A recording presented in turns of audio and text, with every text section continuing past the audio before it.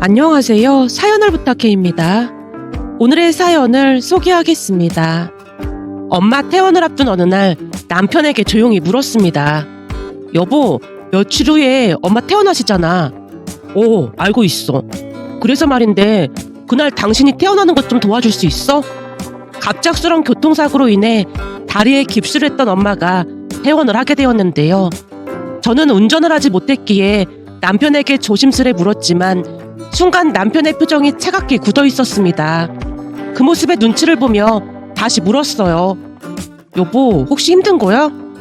그게 좀 힘들 것 같은데? 그냥 택시 타고 와. 그래도 퇴원하는데 당신이 있어주면 엄마 아빠도 든든할 것 같아서 그렇지. 나도 그러고 싶은데 그날 좀 바쁜 일이 있어서 힘들 것 같아. 암튼 내가 택시비는 넉넉하게 줄 테니까 그냥 택시 타고 와. 남편이 급히 자리를 피하는 모습이었어요. 그 모습에 서운한 마음을 감출 수가 없었는데요. 다른 일도 아니고 병원에서 고생하시다 퇴원하는 건데 남편이 좀 도와줬음 하는 마음이 간절했거든요. 남편 회사는 연차 휴가 사용도 자유로운 편이라 충분히 가능했을 텐데 단박에 거절하는 모습에 조금은 빈정이 상할 수밖에 없었습니다. 남편은 그렇게 출근을 했고 내내 꿀꿀한 마음이 들어 병원에 가기 전 잠시 친구를 만나러 갔습니다. 카페로 들어가자마자 제 표정을 살피던 친구가 물었어요. 너 표정이 왜 그래? 무슨 일 있는 거야? 그냥 기분이 좀 꿀꿀해. 어머님도 곧 퇴원하신다며. 근데 꿀꿀할 게 뭐가 있어? 그냥 이래저래 좀 심란하고 그래. 알 수 없는 감정에 휩싸인 채 제가 고개를 떨궜는데요. 순간 눈에서 눈물이 뚝 하고 떨어지고 말았습니다. 휘선아, 너답지 않게 왜 이래? 친구 미경이가 급히 티슈를 건네며 물었어요. 미경이의 얼굴에는 당혹스러움과 걱정이 교차하고 있었습니다. 잠시 눈물을 닦아내던 제가 조용히 입을 열었어요. 아니, 조금 있으면 우리 엄마 퇴원하시잖아. 엄마가 아직 좀 불편해하셔서 남편한테 운전을 좀 해달라고 했거든. 근데 내가 말 꺼내자마자 딱 잘라서 거절하는 거 있지. 뭐? 니네 남편 연차 쓰고 싶을 때 편하게 쓸 수 있는 회사잖아. 내 말이 그 말이야. 어찌나 기분 나쁘던지 순간 비참하기까지 하더라니까. 하긴 네 입장에선 충분히 그럴 수도 있겠다. 내 말이 그 말이야. 내가 회사를 그만두고 싶어서 그만둔 것도 아니고 시험관하느라 그만둔 거잖아. 넌 자연임신해서 잘 모르겠지만 이 시험관으로 임신하는 게 보통 힘든 일이 아니거든. 몸도 몸인데 정신적인 스트레스가 어마어마하거든. 매번 임신이 아니라고 할 때마다 그 절망감은 아무도 모를 거야. 그동안 묵묵히 참고 참았던 감정이 폭발하듯 눈물이 쉴 새 없이 쏟아지고 있었습니다. 순간 미경이가 침묵을 유지한 채 조용히 제 손을 잡아줬어요.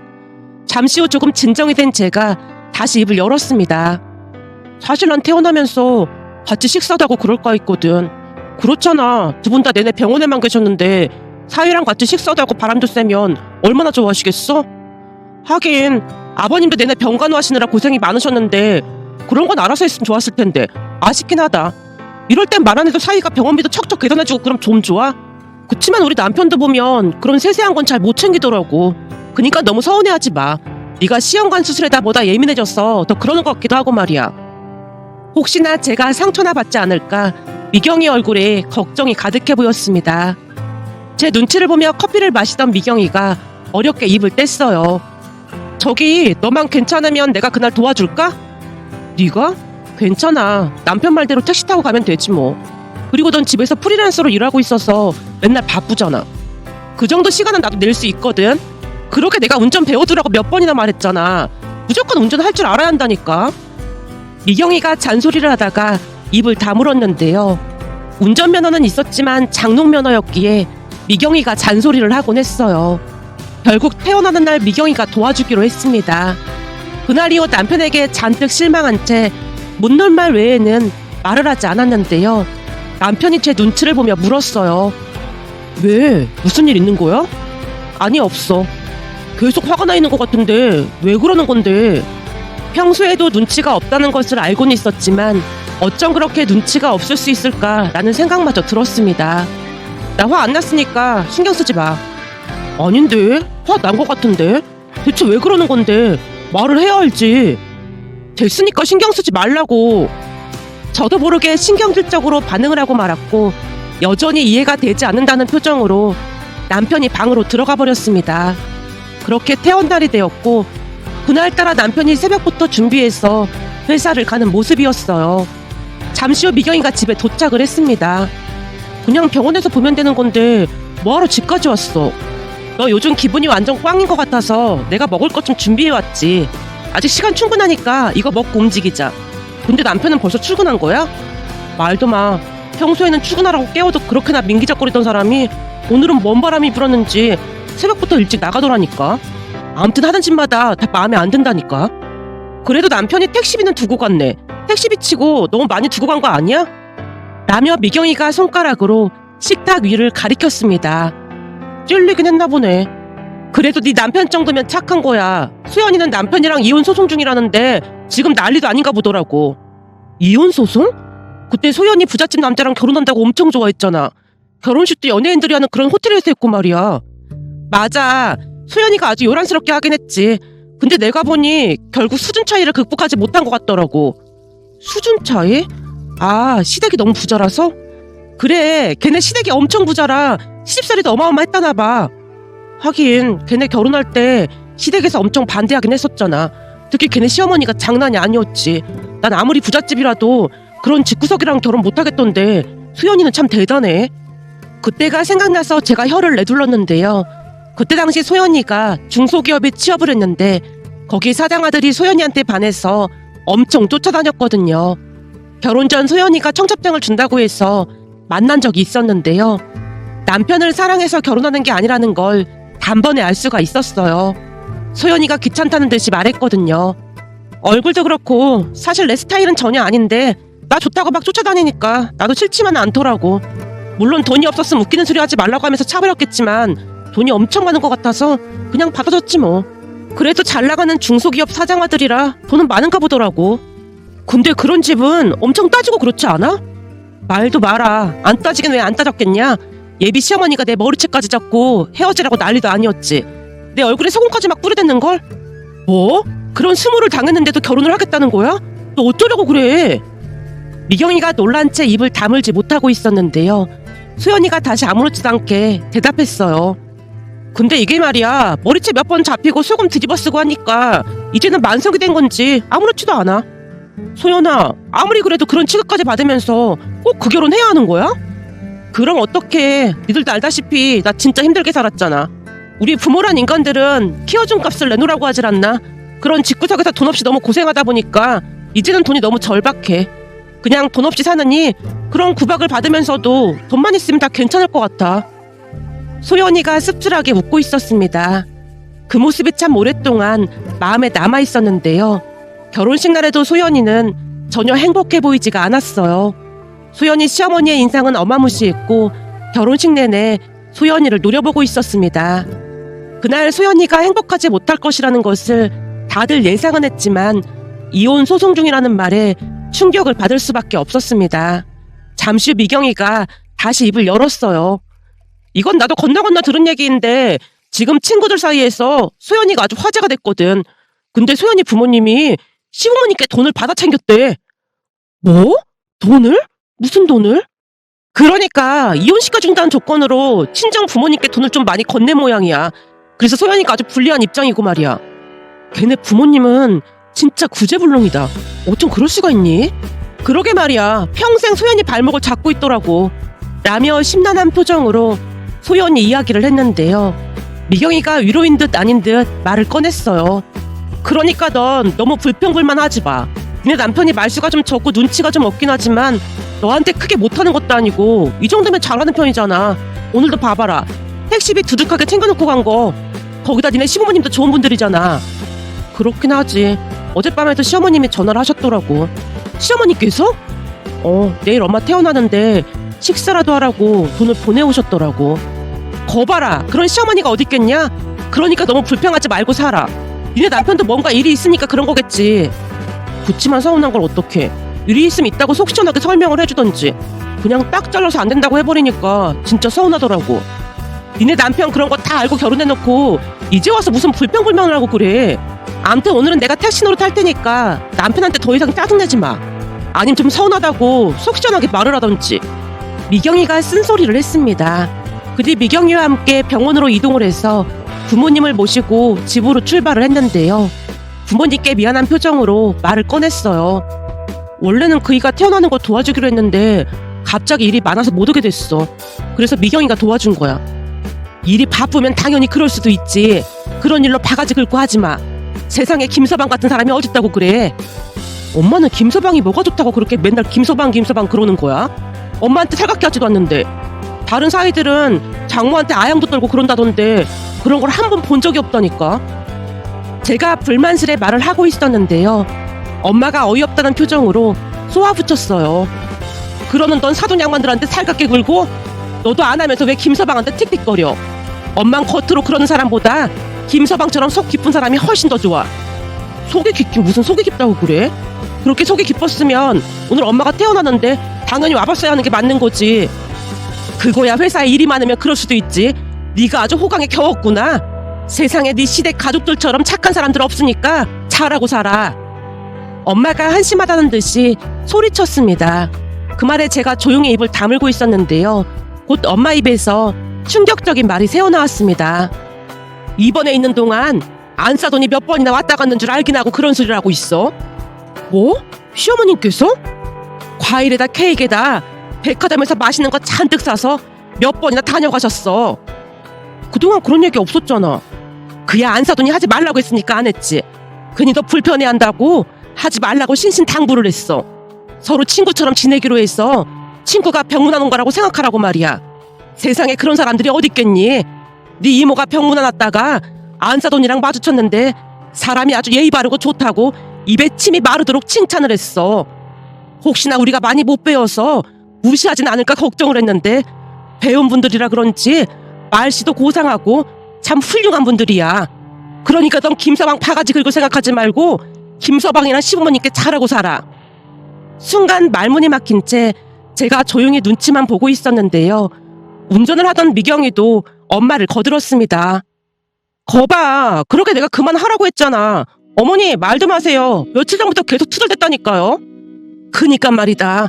누굴 닮아서 속에 밴댕이 소갈딱지만도 못한 건지 모르겠어. 남의 엄마가 아빠를 바라봤고 아빠가 발끈한 채 외쳤습니다. 뭐야, 갑자기 왜 나를 보고 난리야? 사실 예전부터 당신 별명이 밴댕이 소갈딱지였잖아. 그러니 당신 닮은 거겠지. 아니 난 아무 짓도 안 했는데 갑자기 화살이 왜 나한테 날라오고 난리야.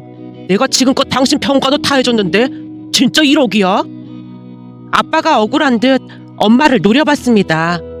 그렇긴 했지. 내가 아파 보니 역시나 남편밖에 없긴 하더라고. 당연하지. 그날 사고로 당신이 병원으로 실려갔다는 소리를 듣고 내가 얼마나 놀랐는 줄 알아? 그런 전화를 받는 게 할 짓이 아니더구만. 머릿속이 새하얘지고 정신이 아득해지더라니까. 왜? 답해줄 사람 없어서?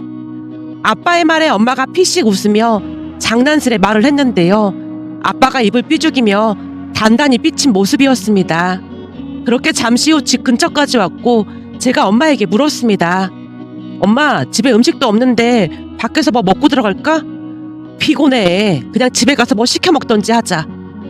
우선 부모님을 우리 집으로 모셨다가 주말에 모셔다 드릴 생각이었거든요. 그런데 잠시 후 집에 들어서다가 다 같이 눈이 희둥그레진 채 얼음이 되고 말았습니다. 집안에서 시어머님이 남편에게 잔소리를 하고 있었거든요. 거기다 소금을 넣으면 안 되지. 넌 요리도 할 줄 모르면서 일을 버려놓고 난리야. 아니, 인터넷 보고 할 수 있을 줄 알았지. 아무튼 내가 못 살아 진짜. 라며 시어머님과 남편이 주방에서 분주하게 움직이고 있었어요. 그 모습에 제가 놀란 채 조용히 입을 열었습니다. 어머님, 여긴 어떻게 오신 거예요? 어머나, 언제 들어온 거니? 오셨어요? 시어머님이 화들짝 놀란 채 안절부절 못하고 있었습니다. 사부인, 여기서 뭐하고 계신 거예요? 저기 그게 우리 아들 말이 오늘 바깥 사돈 생신이라고 하면서 생신상을 차린다고 전화가 왔지 뭡니까? 전화를 해서 어찌나 물어보던지 답답해서 제가 와서 봤더니 집안을 난장판으로 만들어놨길래 부랴부랴 음식을 준비하고 있었습니다. 거의 다 돼가서 저는 이만 가보려던 참이었습니다. 넌 뭐하고 있어? 얼른 모시고 들어오지 않고. 시어머님 말에 제가 엄마를 모시고 집 안으로 들어왔는데요. 그러고 보니 오늘이 당신 생일이었네. 병원에 있다 보니 깜빡했어. 그런가? 오늘이 내 생일인가? 거실에 있는 달력을 보던 아빠가 쑥스럽게 웃었는데요. 거진 다 상 차렸으니까 저는 이만 가보겠습니다. 아닙니다. 같이 식사하고 가세요. 아니면 저희가 너무 죄송하지 않습니까? 그럼 그럴까요? 시어머님이 어색한 미소를 짓고 계셨어요. 그 모습에 주방으로 들어갔더니 남편의 얼굴이 말이 아니었습니다. 머리에 무슨 두건 같은 것을 두르고 있었는데 그마저도 삐뚤어져 있었고 앞치마도 엉망이 되어 있었으니까요. 그 모습에 엄마가 조용히 입을 열었습니다. 김서방, 자네가 생일을 어떻게 기억하고 있었던 건가? 다른 건 몰라도 장인 장모님 생신 정도는 기억해야죠. 음식 거의 다 됐으니까 잠시만 기다리세요. 별일 아니라는 듯이 남편이 상을 차리고 있었기에 제가 남편을 도우며 물었어요.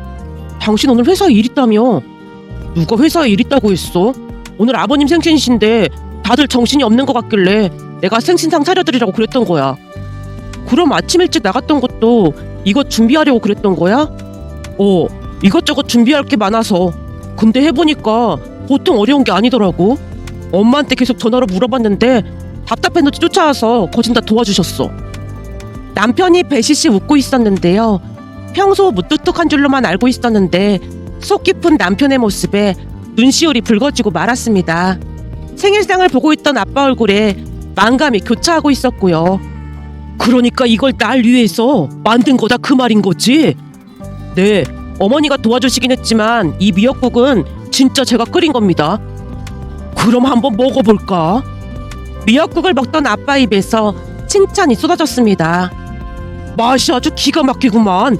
고맙네. 차려진 밥상을 보며 아빠가 정말 좋아했고 우리는 정말 맛있게 식사를 했습니다. 친구 미경이가 부러운 듯 귓속말을 했고요. 내가 뭐라고 했어. 네 남편 같은 사람 없다고 했잖아. 덕분에 나도 포식하고 간다. 미경이가 돌아갈 때쯤 시어머님이 미경이 손에 반찬을 들려주며 말했습니다. 바쁠 텐데 도와줘서 고마웠어요. 아까 보니 잘 먹는 것 같길래 갈비랑 전이랑 이것저것들을 좀 담아봤어요. 정말요? 감사합니다. 잘 먹겠습니다. 미경이가 신나서 외치고 있었습니다. 부모님도 그 모습을 흐뭇한 표정으로 바라봤고요. 그날 남편에게 몇 번이나 고맙다는 말을 했는지 모르겠습니다. 그 와중에 남편이 궁금한 듯 물었어요. 그럼 이제 화 안 난 거야? 근데 그동안 왜 화가 났던 거야? 아니야, 그냥 별일 아니었어. 화내서 미안했어. 화가 풀렸다니 다행이네. 해맑은 표정으로 웃고 있는 남편 모습에 괜히 혼자 북치고 장구치고 했다는 생각마저 들었답니다. 그 주 주말 부모님을 모시고 친정으로 내려갔는데요. 다음날 엄마가 전화를 해서 놀랄만한 말을 꺼냈어요. 예, 우리도 몰랐는데 글쎄 김서방이 말이야. 김서방이 왜? 글쎄 김서방이 내 통장으로 돈을 보내왔지 뭐니. 돈? 무슨 돈? 그 병원비 보태라고 300만 원이나 보내왔어. 그게 진짜야? 그렇다니까. 네 아빠 생일 선물도 못했다면서 그렇게나 많이 보냈지 뭐니. 근데 너한테 절대 말하지 말라고 신신당부를 하더구나. 왜 나한테 말하지 말라고 하는데? 그냥 네가 시험관이다 보다 스트레스를 너무 많이 받는 것 같다고 그런 거지. 거기다 회사 그만둔 뒤로 네가 돈 때문에 남편 눈치라도 볼까봐 그런 것 같아. 내가 들어보니 안 싸더니 김서방한테 너 눈치 안 보게 잘하라고 그렇게나 당부를 했다잖니. 그 말에 많이 놀랄 수밖에 없었기에 할 말을 잃고 말았습니다. 그날 남편이 엄마에게 드린 돈 대부분을 엄마가 다시 돌려줬고 몇 달 뒤 시어머님 생신날 고스란히 용돈으로 드렸어요. 거기다 남편과 함께 정성스레 음식을 장만해서 가족들과 식사도 했습니다. 그런데 다음날 시어머님이 돈을 다시 돌려주셨는데요. 뭘 이렇게나 많이 넣었어. 이래저래 힘들 텐데 이걸로 맛있는 거나 사 먹어. 그리고 자식은 하늘이 내려주는 거라고 하잖니. 안 생긴다고 너무 낙담하지 말고 없으면 없는 대로 그냥 또 살아가면 되는 거야. 너무 스트레스 받지 말라 그 말이야. 보고 있으면 조금 안타까워서 그래. 라며 시어머님이 따뜻한 조언을 아끼지 않았습니다. 그 뒤에도 한동안 임신 소식은 들려오지 않았지만 마음을 편히 먹으려 노력을 했어요.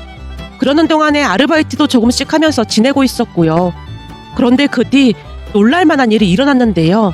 결혼 기념일을 맞이해서 부산으로 여행을 갔지만 계속 몸이 좋지 않아 예정보다 일찍 돌아왔습니다. 무엇보다도 속이 좋지 않아서 뭘 먹지도 못하고 그랬거든요. 우리가 일찍 올라왔다는 말에 시어머님이 전화를 해서 조용히 물었어요. 이건 그냥 노파심이 하는 말인데 니들 혹시 임신 테스트기인가 그거 한번 해봐. 임신 테스트기요? 그래, 요즘은 아예 신경도 안 쓰고 살길래 하는 말이야. 혹시 약을 먹을 거면 미리 해보고 먹으란 말이야. 여행 갔다가 계속 속도 안 좋고 일찍 올라왔다며. 증상이 딱 그래 보여서 그래. 아닐 것 같은데. 그럼 기적이 일어날까요? 그래도 한번 해봐. 모르는 일이잖니. 시어머님의 말에 임신 테스트기를 해봤는데 어머님 말씀처럼 정말 임신이었습니다. 어찌나 놀랐던지 실감이 나지 않아 몇 번이나 확인하고 또 확인했는지 모르겠습니다. 시험관이다 뭐다 그 난리를 칠 때는 안 되던 임신이 갑자기 되다니요. 놀랍고 신기하고 감사하기만 했는데요. 악독한 시댁이었다면 어마어마한 스트레스를 줬을 텐데 우리 시부모님은 항상 위로하고 제 건강부터 걱정하시는 좋은 분들이시라 저에게 이런 기적이 찾아오지 않았나 싶었습니다. 어버이날을 앞두고 좋은 소식에 가족들 모두 행복한 마음이 가득하답니다. 그동안 내색은 하지 않았지만 시부모님께서 걱정이 많으셨을 텐데 너무나 감사한 마음이 들어 이렇게 글 남겨봅니다.